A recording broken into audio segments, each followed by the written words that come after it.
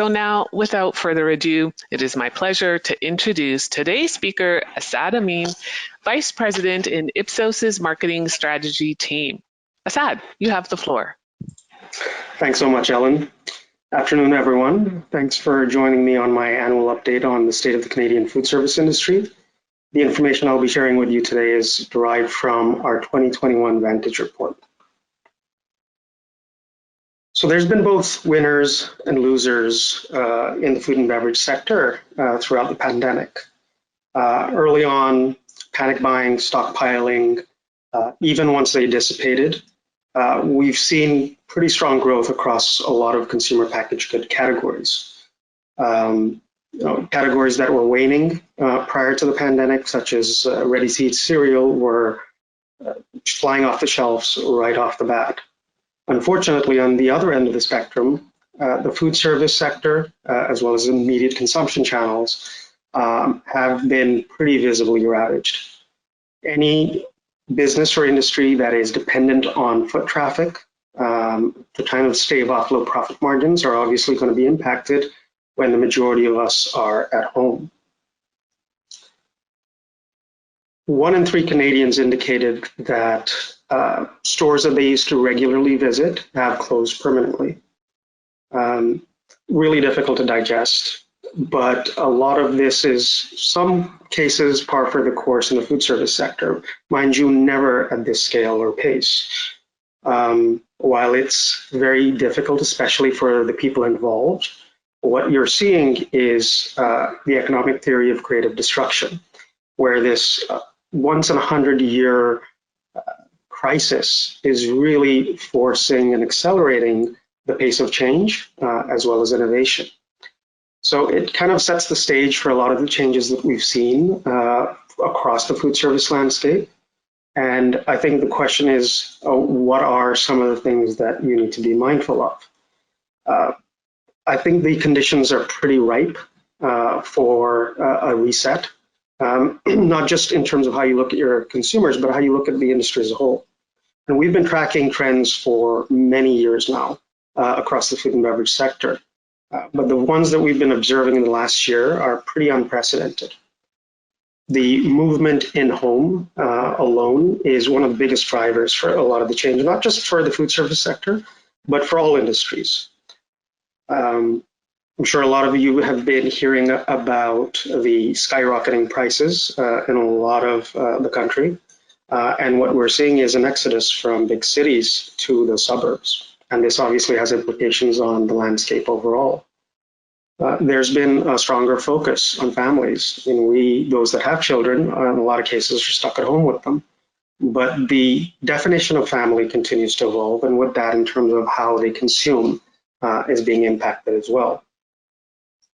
There's been rapid acceleration and adoption on digital platforms, contactless solutions, and this is clearly one of the things that obviously appeal in the environment that we are in. Emotional factors are really top of mind when you're talking about different need states, and it supersedes any type of functional requirement, maybe to some degree even safety. But what we are seeing, at least over the course of the entire pandemic, emotional drivers are really paramount to what people decide to eat and drink. And businesses in the industry have been forced to transform themselves. And a lot of those that have been able to survive and prolonged any type of closure are those that have been the most nimble. So a lot of these changes, some of them are new, some of them already existed, and some of them really have accelerated, and they're interchangeable. And what a question a lot of my clients keep on asking me, well, what if these are going to stick around? While it's difficult to derive exactly what is going to last because everything changes so rapidly, what we've done is look at areas of these trends which continue to accelerate versus those that are softening compared to previous years. And it's really over this period of this pandemic that allows us to identify what may stick or not.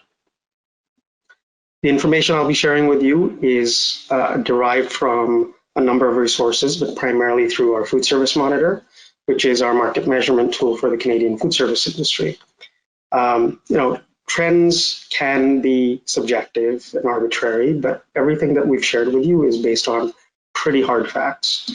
And they've thought through as well as look at it from a holistic perspective to ensure that they really will play out.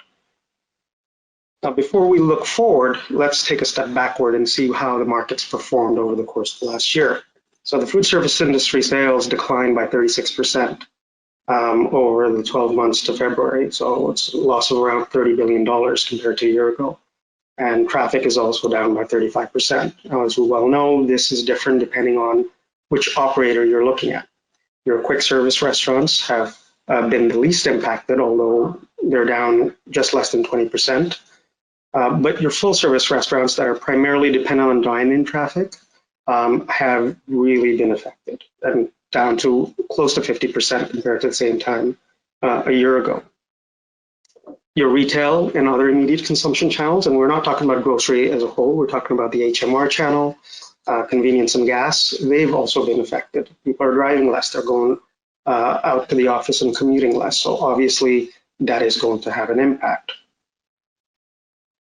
The differences by province are also different. So Quebec has declined the most, around 40%. And the opposite end of the spectrum, we've got Atlantic Canada, which is down around 29%. Now, there's lots of different factors for this, from infection rates, but historically Quebec does skew towards those full service restaurants, and Atlantic Canada skews towards QSRs.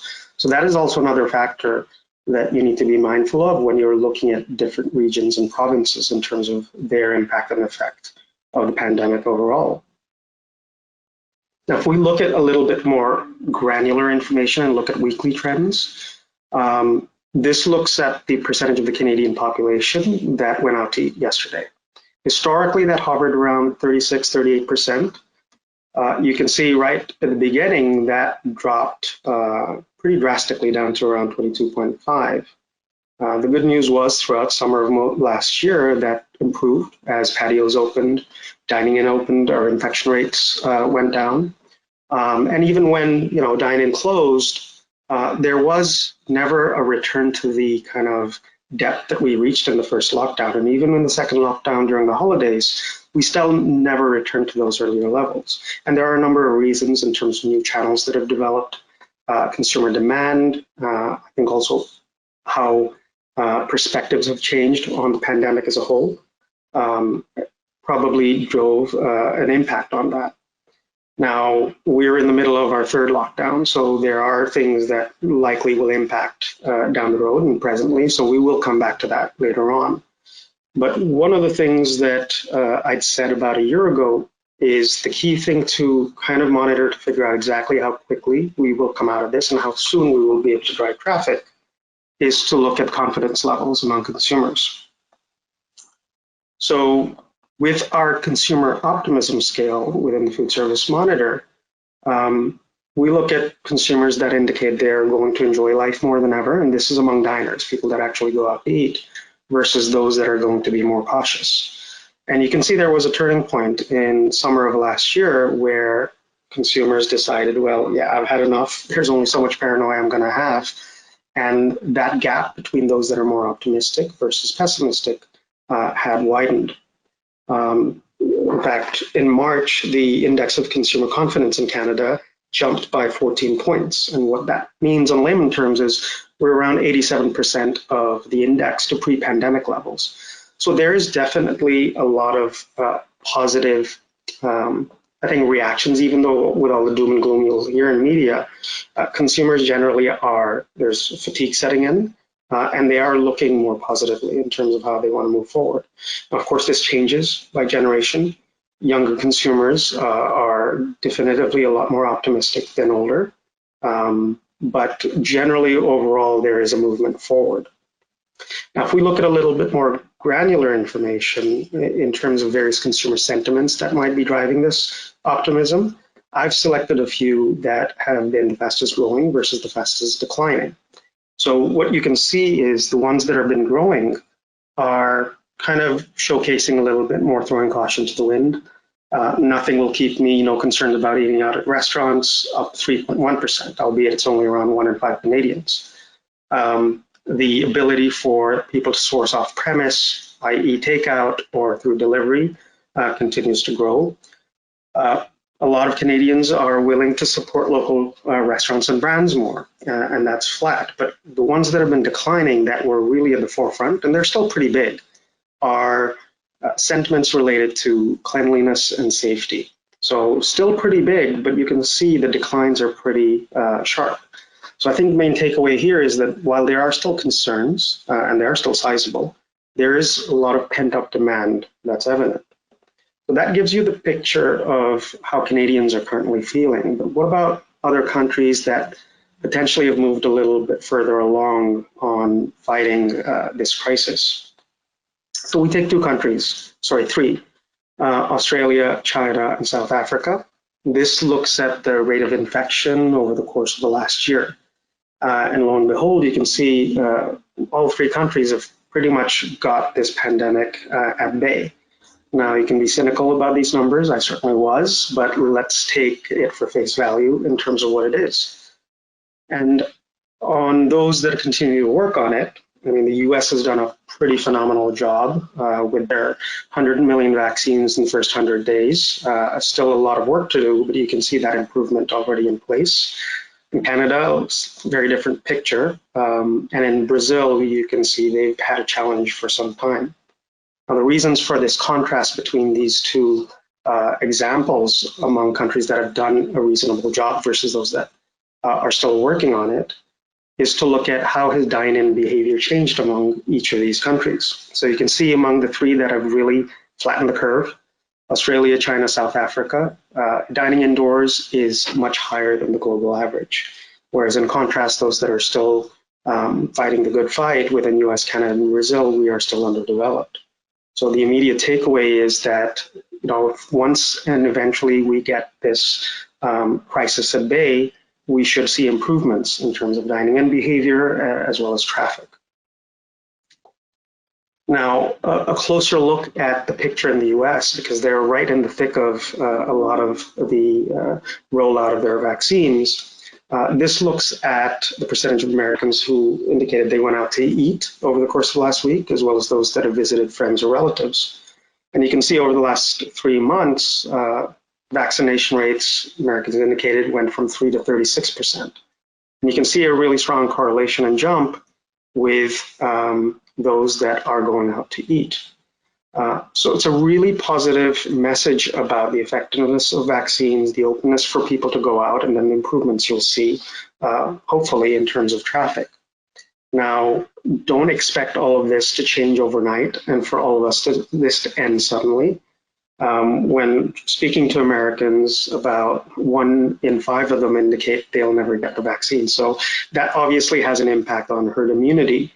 But I think the takeaway is that things will improve, but it's still going to take some time. Now, the reaction in the US market when it comes to jobs, March was a breakthrough. And the industry that was driving most of the growth was in leisure and hospitality. In fact, there's a lot of news stories about a lot of workers in the hospitality industry, basically a shortage of them because there was so much demand. And even within Canada, overall, jobs grew by around a little over 300,000, which is 3 times more than most economists predicted. So there are a lot of positive indications where you have the right implementation, rollout of vaccines to improve general dining out behavior, as well as the impact it will have on the larger economy.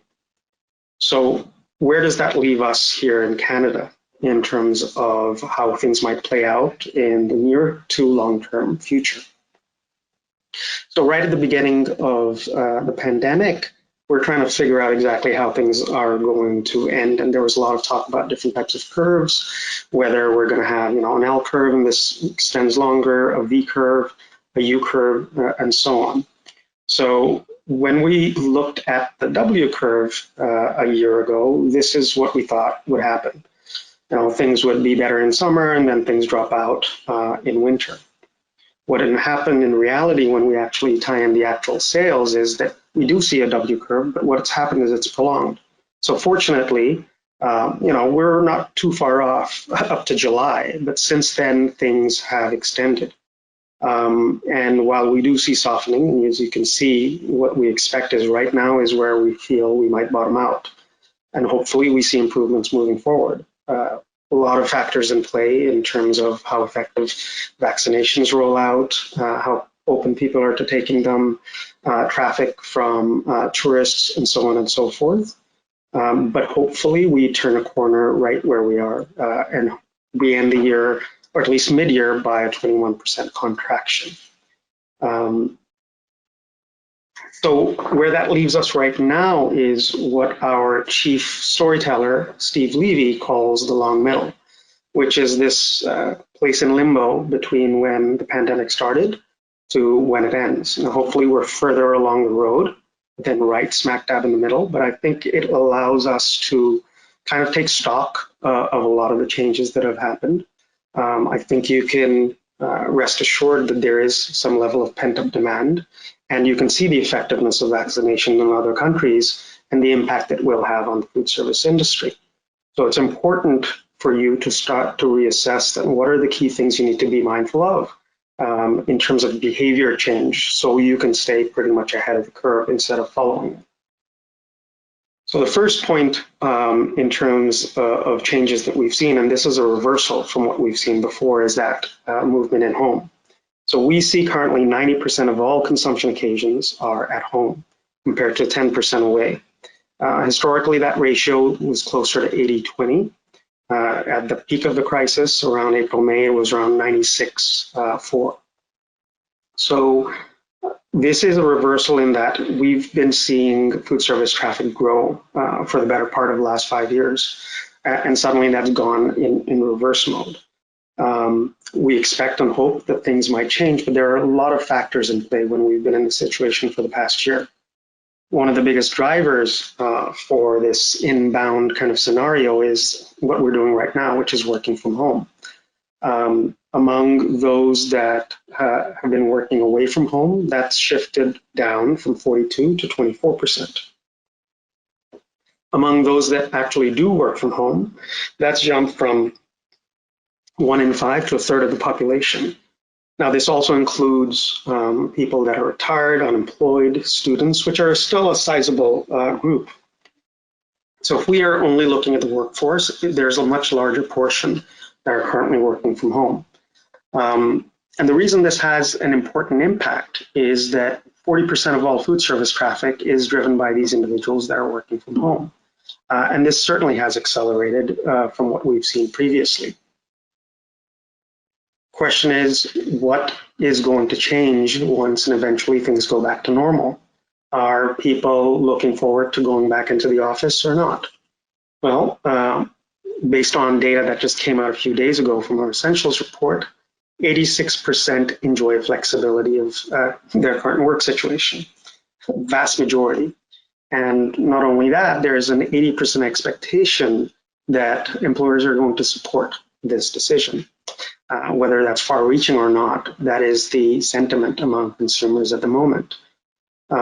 So, the flip side is that there are still 60% who are still looking forward to seeing their coworkers, and half individuals are looking forward to working outside the home again.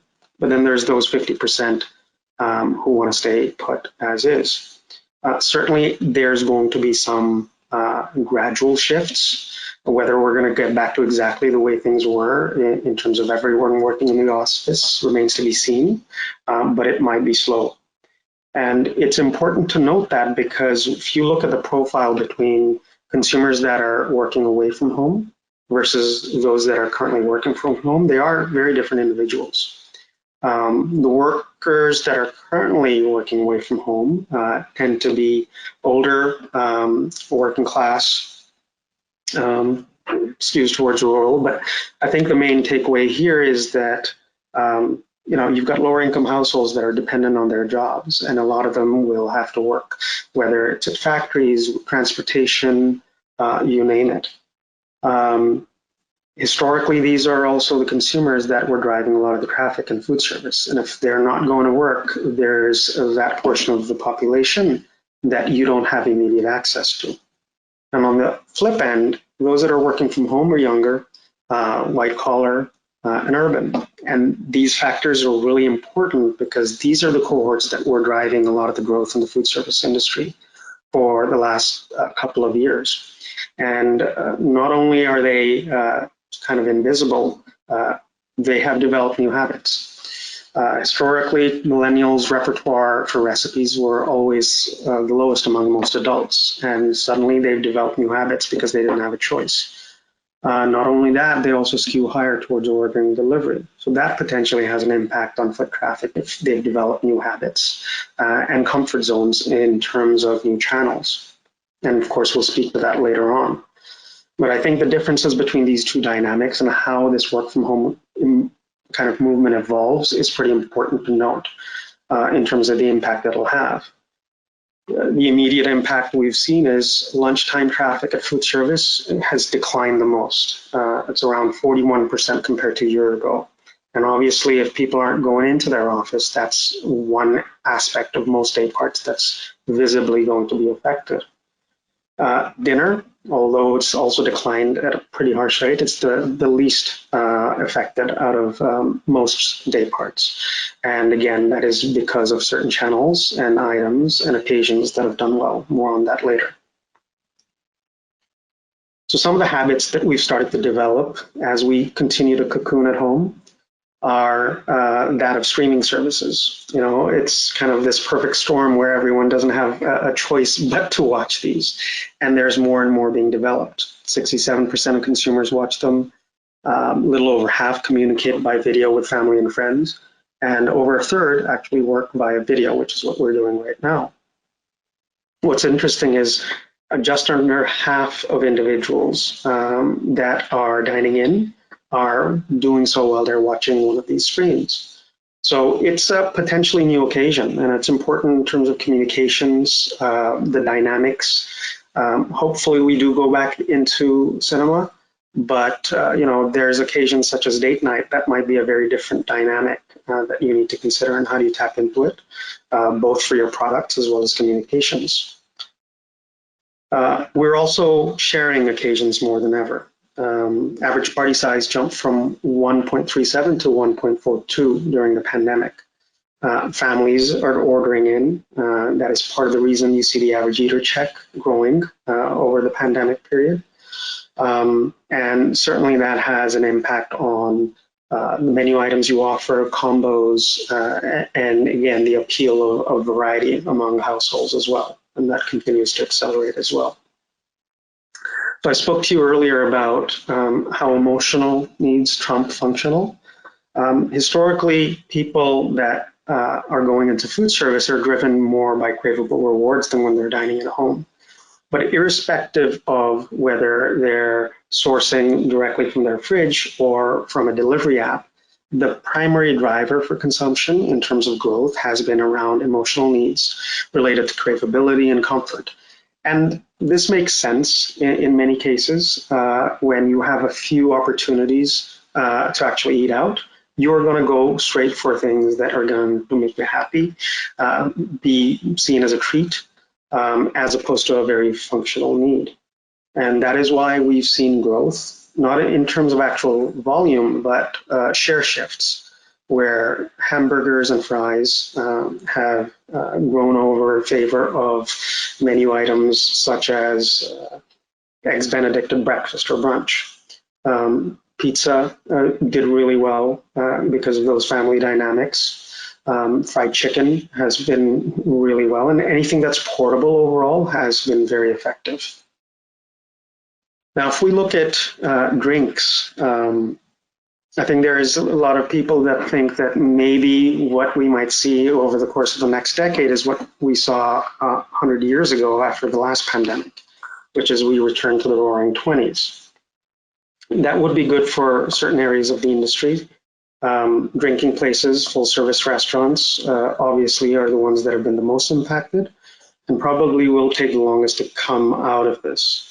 But it's important to understand how drinking habits have been changing as people have been inside their homes. Drinking has gone up, especially at the beginning of the pandemic, but the actual categories that have been growing over the course of the last year are the ready-to-drink category, and these are your ciders, as well as coolers, ready-made cocktails. And the one that's been growing gangbusters is your hard seltzer or soda. So this is your White Claw, if you've not heard of it or tried it. It has grown considerably. Now, mind you, these are of smaller categories, but it's an indication of things that have changed. And traditionally, these categories are underdeveloped in food service. So are there opportunities to leverage them as we look forward for recovery? Now, the shift in dynamic between cities to suburban spaces could be driven by the fact that we're all working from home and there's just not enough space in a condo to do that. And potentially a lot of people have decided to bite the bullet and leave the city. We saw about a year ago, less than a year ago, in July, 50,000 Torontonians left the city. Just under 25,000 people from Montreal left, and the fastest growing neighborhood in all of Canada was Oshawa. We saw similar statistics from our data in the US that a third of Americans decided to move, considered moving during the pandemic, half of whom were 18 to 34-year-olds, and everyone wanted to move away from the city. That's the number one driver. So this obviously, while not immediately, eventually will have an impact. Because if you have an influx of younger cohorts moving to the suburbs, that's going to change the landscape of consumers that used to exist there before.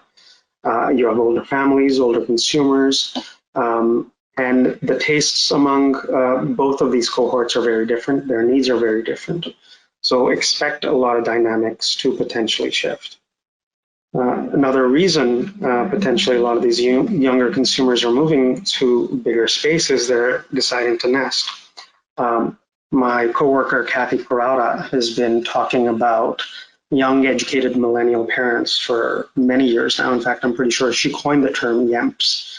And more than half of all parents now consist of millennials. So they're bigger than your boomers, bigger than your Gen X parents. And it's important because these parents have taken and adopted the traits of their generation as opposed to the generation of previous parents.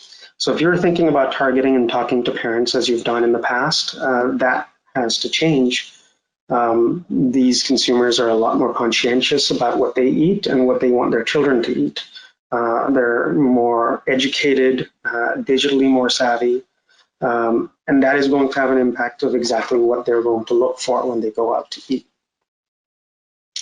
Of course, we should talk about drive-thrus if we're talking about the suburban landscape. They've fared really well among the few operators that are able to utilize them. Their share overall in terms of traffic for total food service jumped around 30%. And if we're just talking about quick service restaurants, it's half of their overall traffic, which is pretty seismic. And if you think about the fact that it's only offered by a few operators, you can understand why their business has done fairly well. Because the growth rate overall is up by 14%. Now, drive-through, while there's been, continues to be a lot of focus, I think, on this channel, the reason it exists is from one of the most table stake needs of consumption, which is around convenience. But if you're not able to offer that because there's longer wait times, then it kind of defeats the purpose. So there's already things being taken place where it's addressing them, whether people can prepay and order through their app and still pick it up at the drive-through. We're talking about different types of channels and more lanes being offered. A lot of operators are considering just a drive-through model where you can't dine in anymore and the focus is completely off-premise. So it'll be interesting to see how this evolves, but in the near term, it is definitely a pretty important channel to drive traffic overall. Something a little bit more democratic in terms of reaching a wider swath of consumers is to look at any type of digital channel. And delivery is very dependent on this overall, and we've seen this to grow up 49% compared to a year ago. And delivery is the fastest channel that's been going in the past year. And separately, if we just look at mobile orders, whether it's delivery or pickup, it's growing at 55%. The main question for these channels as well is this short term? Is it going to continue as we progress out of the pandemic? So let's look at a couple of factors behind delivery. So again, if we look at a lot of consumer sentiment questions that I've shared with you, a lot of the consumer input around delivery has been fairly positive, and in some cases continues to grow. So a third people feel confident in restaurants in terms of utilizing takeout and delivery, and that continues to grow. So there's definitely a positive perspective on delivery as a whole. There's a lot of other benefits for this channel. So if you utilize both delivery as well as mobile app, those two specific channels have doubled in size through the course of the pandemic. And historically, it used to skew towards certain habits and individuals, but now it's pretty much across all age groups. It used to skew younger, but as we don't have a choice in many ways, people are trying out delivery, and it is being used by older cohorts.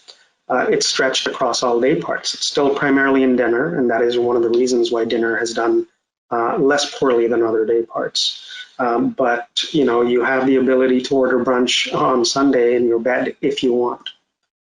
Coupon usage and loyalty programs, point redemption, always skewed higher, and it is really one of the best channels to leverage that and really have that direct connection with your guests. It also impacts all channels. It's not just your QSRs and chains. I think if you look at the options with any type of third-party aggregator, you'll see a whole slew of options beyond the brands that you're just familiar with. And of course, it's across all markets. It was primarily in the urban space, but now, as more younger consumers move away from the city, there definitely is an opportunity to lever this channel outside the city.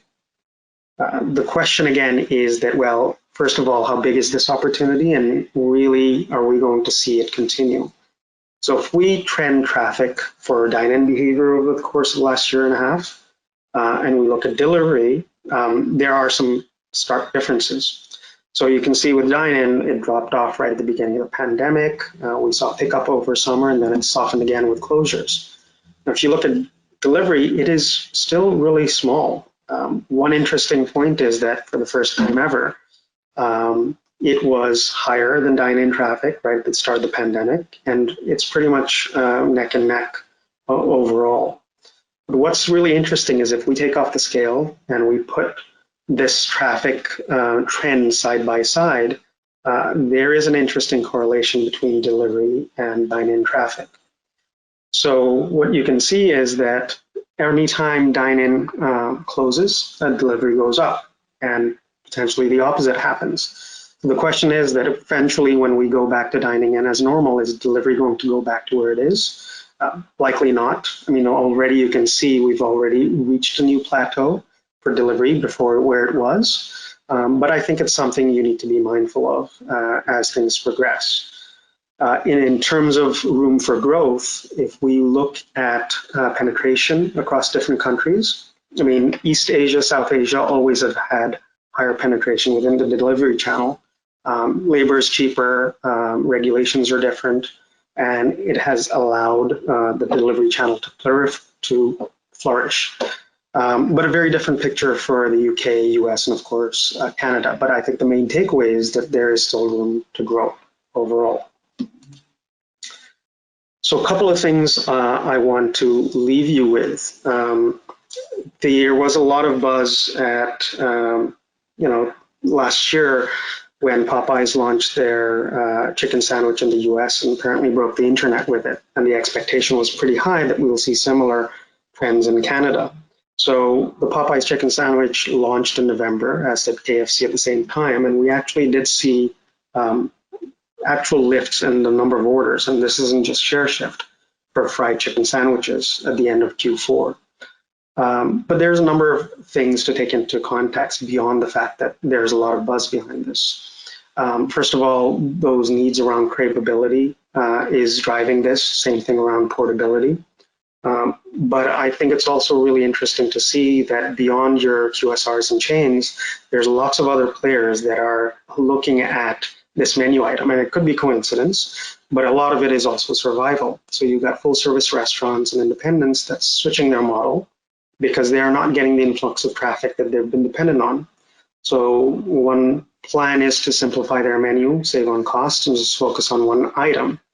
And suddenly, Nashville hot chicken is the most popular type of sandwich in existence in Toronto, of all places. I think the point is that the ability to be nimble and open and flexible will allow you to kind of stretch out to where you are. And I think there's potentially other revenue opportunities in the near term, and perhaps even in the long term when you're looking at any of these channels. And finally, a point around ghost kitchens. There has been a lot of discussion about them. A lot of people still don't know what they are. What effectively a ghost kitchen is it's a virtual food hall. So you have different operators that share a kitchen, and they pretty much sell through one venue. But what they're really trying to leverage is all of the trends that we just spoke about. So you're looking at an off-premise kind of channel plan where nobody's able to dine in. You're going to leverage a lot of the digital channels that we mentioned. And more importantly, you're sharing a space that saves on costs. That's primarily why these were developed, especially in urban centers. So if we look back at the point about a lot of businesses closing, it's a pretty appealing channel to look into. Now, it could still be pie in the sky, but there have been developments, and the picture you see here is actually within a Walmart in Canada. And these are test centers. There will be more open potentially, and they're also testing in the US. But what they've done is a pretty massive coup where they've converted previous McDonald's stores into these ghost kitchens. So it remains to be seen where they go, but if you have a giant like Walmart paying attention, I think there's a lot more to come down the road. So hopefully there has been a lot of information, but enough for you to understand that there is definitely light at the end of the tunnel. We are seeing a lot of change and flux in food service. I think the main thing is you need to keep an eye on exactly how things evolve. Are we going to continue to work from home or not? Are we going to continue to adopt to the digital channels and order takeout? A lot of these factors could change, but I think it's the magnitude that might change. I think there's no doubt in my head that some of these are definitely to stay. And really what we've done is we've accelerated pace in terms of what was already happening, even prior to the pandemic. It's been a trying year, to say the least, but hopefully you have enough fuel to think about how you want to move forward. So not only is it a time to kind of reset your thinking, but hopefully you can refocus your efforts and really restart your business overall. With that, I'll close. Thank you for your time. I don't know if we have time for questions. Just have a look. Yeah, we've got around 5 minutes. So I'm just having a quick look through the list of questions. A lot of them have come in. So one question I think a lot of people have been asking is, well, when is this all going to be over? Well, I wish I could tell you. I would be fairly rich if I could. I think a lot of things change. If you asked me a month ago, it would be different from where I am right now. But we do feel that hopefully we've bottomed out in terms of where we are, and where we move forward is going to be an upward trajectory. It's going to be different for different channels, different industries. I think quick service restaurants are obviously going to benefit the most. Your full service, your anyone dependent on dine-in, they are going to take a lot longer to heal. If you want a full pessimistic view, and if you're thinking about tourism traffic coming back, it might take till the end of next year. But let's keep an eye on the ball. I think south of the border, there's already improvements in sales for potentially several operators. So we're in a good place. But let's just keep focus on how things evolve and be mindful of a lot of the trends that have taken place. Okay, Ellen, over to you. Thank you. Well, I just really want to thank you, Assad, for today's really timely presentation. And thank you to all our attendees for joining us today. You will be receiving an email with a direct link to today's recorded presentation, and that will likely come through early next week. And again, I want to remind you that there are some reference handouts in the webinar console about the research we shared today. So please go ahead and download those. And of course, we welcome the opportunity to speak with you directly, so please feel free to reach out to us. That now concludes today's webinar. Have a wonderful day.